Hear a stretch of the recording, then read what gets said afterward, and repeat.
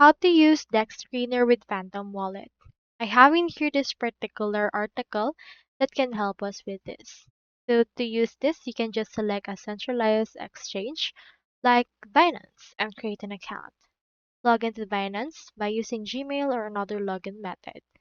After that, add funds to your Binance by buying USDT via card, transfer, or P2P. After that, once you have funds on your Binance, create the Phantom wallet and save and set it up. Transfer USDT from your Binance to Phantom wallet via Solana.